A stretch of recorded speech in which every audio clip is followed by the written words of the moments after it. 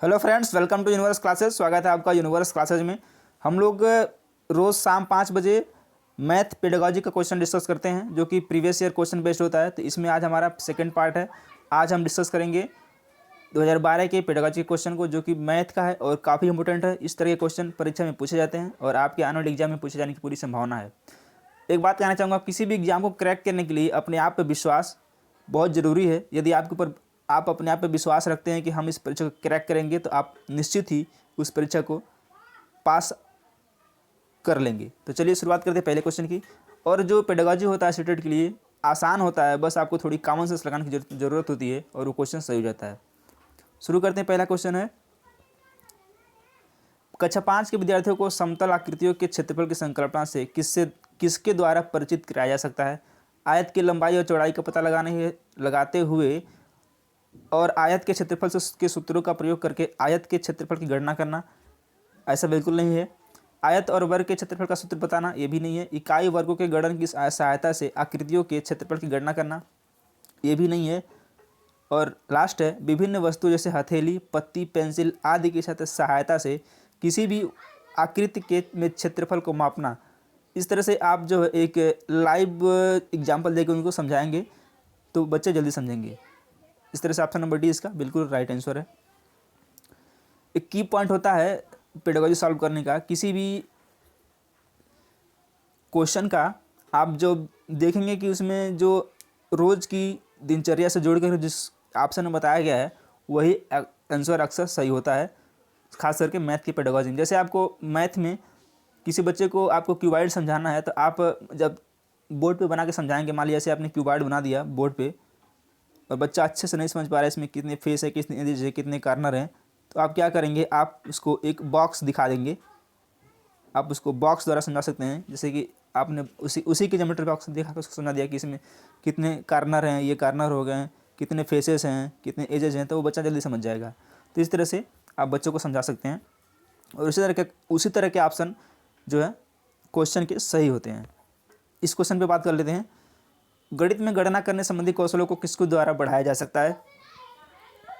कक्षा में अभ्यास हेतु क्रियाशील गतिविधियों का आयोजन करके, संकल्पनाओं और प्रक्रियाओं को स्पष्ट करने के बाद, अधिक से अधिक अभ्यास द्वारा, केवल संकल्पनात्मक ज्ञान देकर, या फिर केवल एल्गोरिथम का वर्णन करके। तो आप कैसे समझाएंगे? कक्षा में अभ्यास हेतु क्रियाशील गतिविधियों का आयोजन करके आप बच्चे को समझा सकते हैं। नेक्स्ट क्वेश्चन अपना, कक्षा 3 के विद्यार्थियों को लंबाई की विभिन्न इकाइयों को पढ़ाने के लिए शिक्षक निम्नलिखित सामग्री में ले जाएगा। मान लीजिए लंबाई समझाना था, आप क्या उसको ले आके समझाएंगे जिससे कि बच्चा जल्दी से समझ जाए?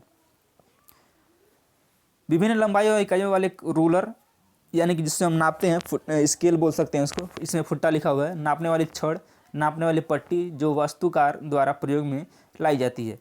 नापने वाले टेप जिसके तरफ एक तरफ सेंटीमीटर हो, दूसरी तरफ मीटर हो। ऐसा बिल्कुल नहीं है। इसमें क्या है? ऑप्शन नंबर ए इसका राइट आंसर हो जाएगा।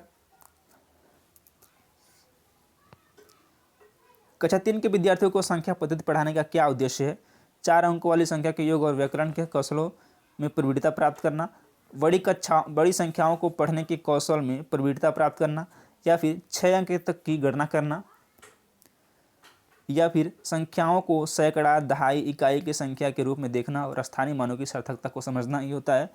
यही बेसिकली मतलब होता है कक्षा 3 के विद्यार्थियों को संख्या पद्धति पढ़ाने का, कि बच्चे संख्याओं को समझ पाएँ, उनकी गणना कर सकें। सबसे उपयुक्त व्यूह रचना जिसका प्रयोग धनराशि के योग की कुशलता को आत्मसात करने के लिए किया जा सकता है। इसमें क्या है? भूमिका निर्वाह, यानी कि रोल प्ले मेथड। बहुत सारे सवाल हल करना, ऐसा भी नहीं है। सूचना और संप्रेषण तकनीकी ICT का प्रयोग करना, या फिर प्रतिरूपों का प्रयोग करना। इसमें क्या होगा? भूमिका निर्वाह, यानी कि रोल प्ले करने के से आप बच्चे जल्दी से सीख सकते हैं। एक शिक्षक आधार और स्थानीय मान की संकल्पना का विकास करते समय कक्षा में निम्नलिखित पहेली का प्रयोग कर, मैं 8 दहाइयों और 4 इकाइयों से कम हूँ, इस गतिविधि का उद्देश्य क्या है? आधार 10 और स्थानीय मान की संकल्पना को दृढ़ करना, योगात्मक अंकन करना, विद्यार्थियों को दहाई और इकाई की संकल्पना से परिचित कराना, या फिर कक्षा में कुछ मजा करना और एक रास्ता को तोड़ना। इसमें क्या होगा? इसमें होगा आधार 10 और स्थानीय मान की संकल्पना को दृढ़ करना, ये उसका बेसिक उद्देश्य है। योग और व्याकरण पर आधारित शब्दों में दिए गए सवालों को हल करने की विद्यार्थियों की दक्षता का आकलन करने के लिए आकलन के शीर्षक क्या है, या फिर शीर्षक है सवाल का बोधन और सही जवाब लिखना, सवाल की पहचान, संक्रिया निष्पादित करना, गलत आंशिक रूप से सही पूर्णतः सही, सवाल का बोधन, निष्पादित की जाने वाली संक्रिया की पहचान, समस्या का गणितीय रूप में निरूपण या और सवाल का समाधान और प्रस्तुतिकरण। तो इसका क्या आंसर हो जाएगा, यही हो जाएगा सवाल का बोधन, निष्पादित करने वाली संक्रिया की पहचान, समस्या का गणितीय रूप में निरूपण और सवाल का समाधान और प्रस्तुतिकरण। इसका बिल्कुल राइट आंसर हो जाएगा। अगले क्वेश्चन पे पढ़ते हैं। ये थोड़ा लंबा क्वेश्चन है, देखते हैं आता है कि नहीं इसमें आता है। सुश्री रीना के दशमलव के गुणन की संकल्पना का शिक्षण करने के लिए ग्रिड गतिविधि का प्रयोग करती हैं। उसका एक नमूना नीचे चित्र में दिया गया है जो दशमलव बताने के लिए यूज करती हैं। उसका एक ये फॉर्मेट है, आपको बताना है इसमें कौन सा सही है। आपने देख लिया होगा और ये इस तरह से है। इस पद्धति के द्वारा सुश्री रीना क्या चाहती हैं, सीखने के परंपरागत उपागम का प्रयोग कर रही हैं, समस्या समाधान कौशल के विकास पर बल दे रही हैं, प्रक्रमणशील ज्ञान पर ज़्यादा बल दे रही हैं और संकल्पनात्मक ज्ञान पर कम, संकल्पनात्मक ज्ञान और समस्या समाधान पर ज़्यादा बल दे रही हैं तथा प्रक्रमणशील ज्ञान पर कम। इसमें क्या बताना है, सही है, संकल्पनात्मक ज्ञान और समस्या समाधान पर ज़्यादा इस पर जोर दिया जा रहा है और प्रक्रमणशील ज्ञान पर कम जोर दिया जा रहा है। भिन्न की योग संकल्पना के पाठ पर योजना बनाते समय शिक्षक पट्टी मोड़ने वाली गतिविधि का प्रयोग कर रहा है। इसमें बताना है क्या सही है। उपयुक्त गतिविधि है क्या है, विषय वस्तु पश्चात गतिविधि, समय की बर्बादी, विषय वस्तु से पूर्व की गतिविधि या फिर विषय वस्तु संबंधी गतिविधि। इसमें क्या है, यह है विषय वस्तु से पूर्व की गतिविधि। इसमें हाफ है, इसमें 1/4 है, इसमें 1/8 है।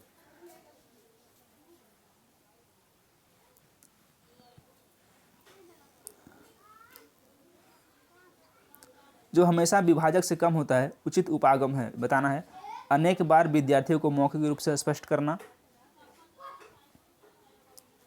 वस्तुओं को विभाजक के गुणजों में समूहीकृत करना और प्रदर्शित करना कि वस्तुओं की संख्या जो समय में नहीं है विभाजक से कम है। यही इसका option number C right answer है।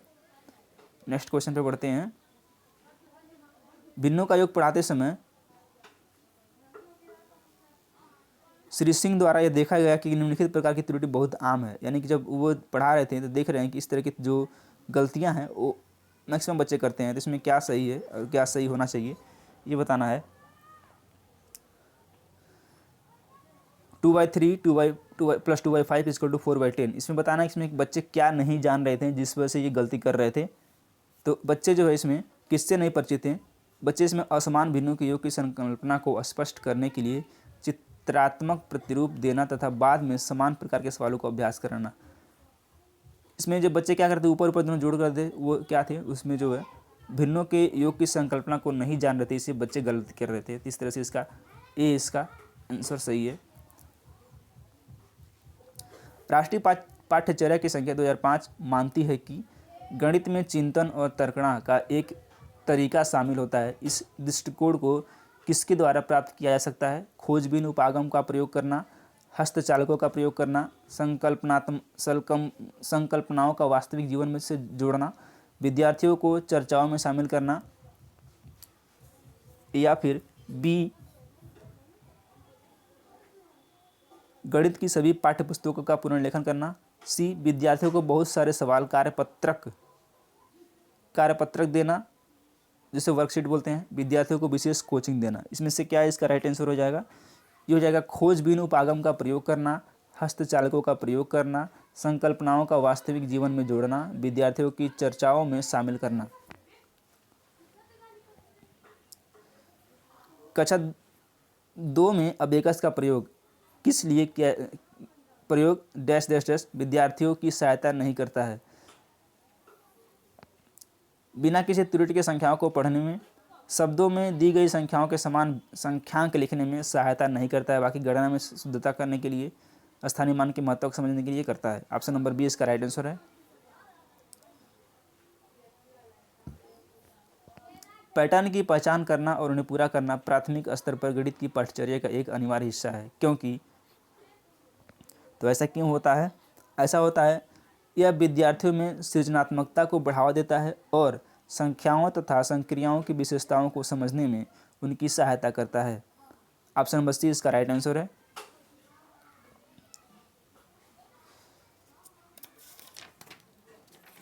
तो ये थे लगभग 20 क्वेश्चन ख़त्म होते हैं यहाँ पे, और हम उम्मीद करते हैं कि आपको ये पेडागॉजी काफ़ी हेल्प करेगा आपके एनुअल सेट के एग्ज़ाम के लिए। और आप सभी के लिए आज से बेस्ट ऑफ लक, क्योंकि 16 से एग्ज़ाम जिनका भी है उनके लिए। तो रोज़ शाम 5 बजे गणित की पेडागॉजी होती है, तो आप शाम 5 बजे वीडियो को चेकआउट करना जरूर, वीडियो को जरूर देखें और चैनल को चेकआउट जरूर करें। धन्यवाद।